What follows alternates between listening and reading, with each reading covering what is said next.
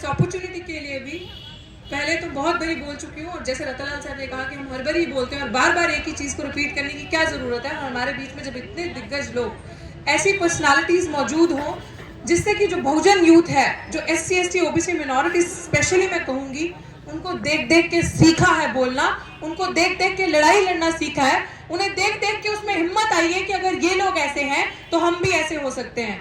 और मैं वेलकम करती हूँ जिग्नेश मेवानी जी का, खासकर आप गुजरात से आए, आप ऐसे लोगों के शहर से आए हैं जो चील कौओं की तरह हमें लूट रहे हैं, हमारे हक अधिकार खा रहे हैं। आपका बहुत बहुत स्वागत। जातिवादियों के अखाड़े में आपका स्वागत, और इस अखाड़े को उखाड़ के फेंकना है, इसके लिए आपका और भी बहुत ज्यादा स्वागत। और आप हमारे इस प्रांगण में आए हैं, उस कड़ी में आपका नाम शामिल हुआ। मैं ये कहती हूँ कि मैं एक बड़ी अच्छी बात किसी ने कही है कि मैं शरीर के मरने को मौत नहीं मानता, मैं जमीर के मरने को मौत मानता हूँ, और आपका जमीर जिंदा है, ये आपने यहाँ आकर प्रूव किया। बहुत बहुत शुक्रिया। और जैसे रतनलाल सर अपनी बात में, अपने व्यक्तित्व में बता रहे थे और बताते हैं हमेशा कि सब कुछ पॉलिटिक्स बन चुका है, सवाल करना पॉलिटिक्स है, सोचना, अपनी विचारधारा, अपने अंदर के जो आइडियाज है उसको शेयर करना पॉलिटिक्स बन चुका है। तो हमने भी यहाँ बैठ के, दिल्ली विश्वविद्यालय की छात्र रही हूँ, शिक्षिका हूँ, आज बहुत तमाम छात्र छात्राएं मेरे साथ हैं आज यहाँ पे, हमने भी ये डिसाइड किया है, when everything becomes politics, decide your politics. So we have decided our politics कि हमारी जो राजनीति है, क्योंकि हमारे लिए संसद आज आवारा हो चुकी है, तो सड़कें सुनसान नहीं रहनी चाहिए, क्योंकि सड़कें ही रास्ता है। आपको आज न्याय अदालतों से नहीं मिलेगा। प्राचा साहब एक बात कहते हैं कि 20% अदालतों पे विश्वास कीजिए और भरोसा रखिए। अगर आज आपको न्याय मिलेगा, जस्टिस मिलेगा, तो वो आपको सड़कें जस्टिस दिलवाएंगी, सड़कें इंसाफ दिलाएंगी। इसीलिए साथियों, हमने सड़क को अपना रास्ता चुना है, और हम उस देश में रहते हैं जो ब्राह्मणवादी विचारधारा से प्रताड़ित है। देखो, अगर कोई यहाँ ब्राह्मण समाज के बैठे हैं, अनुराग ओझा जी या अन्य लोग, हमारी ब्राह्मण से लड़ाई नहीं है। बाबा साहब के साथ भी ब्राह्मण थे, मैं बता दूं, क्लियर। हमारी ब्राह्मणवाद, जो मनुवाद कूट कूट के, ये जो विचारधारा, ये जो गंद, ये जो छोटी सोच अंदर भरी है लोगों की, हमारी लड़ाई उस विचारधारा के साथ है। और अगर पूरा भारत में ये विचारधारा राज कर रही है, कुछ परसेंट लोग, 3% लोग गंदी विचारधारा, उसमें से मैं प्रोग्रेसिव लोगों को अगर एक्सक्लूड कर दूं तो मुझे लगता है 2% बचते हैं, वो विचारधारा के लोग अगर आज राज कर रहे हैं, हर चीज पे, हर संसाधन पे उनका राज है, पूरे सिस्टम को कब्जा रखा है, तो हमने भी ठाना है इन सड़कों को अब इस तरीके से, जो संसद में आवारा हमारे लोग जमीर बेच के बैठे हैं, पॉलिटिकल रिजर्वेशन लेके, जो हमारी बात नहीं करते, अब उनसे भी कॉलर पकड़ के सवाल किया जाएगा, वो भी खाली नहीं रहेंगे, उनको भी छोड़ा नहीं जाएगा।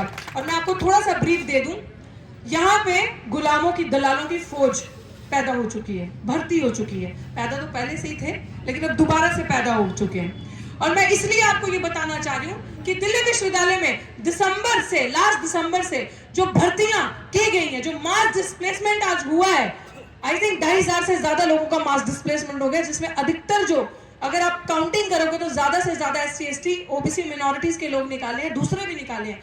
लेकिन मैं कहना चाहती हूँ कि यहाँ हम ही आके लग रहे हैं, हम ही आवाज उठा रहे हैं। हमने उन दलालों को ये भी कहा, कुछ उनमें से डरपोक लोगों को ये भी कहा कि पीछे रहो, हम आगे रहेंगे, हम तुम्हारी लड़ाई लड़ेंगे। लेकिन पता नहीं किस तरीके का जमीर मर चुका है उन लोगों का, जो सामने नहीं आ रहे।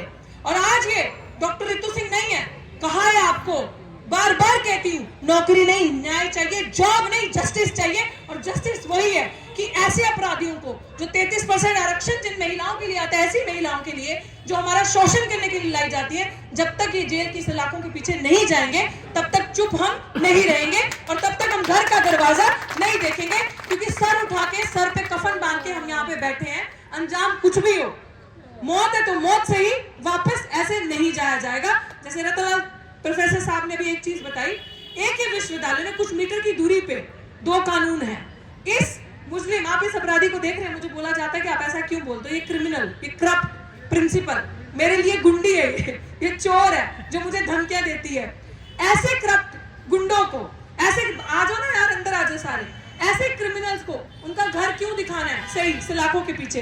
क्योंकि ये एक प्रोफेसर हमारे समाज से, प्रोफेसर रतनलाल साहब, आप उठा के जरा पब्लिकेशंस देखिए, जर्नल्स देखिए जिनमें इनका पब्लिकेशंस है, और इनकी PhD देखिए, ऐसे समाज के बुद्धिजीवी हमारे प्रोफेसर, उनका प्रमोशन रोक दिया और एक क्रिमिनल सविता रॉय जिसके ऊपर चार्जशीट तक जमा है SC/ST एक्ट के अंदर, वो भी प्रोफेसर ये भी प्रोफेसर।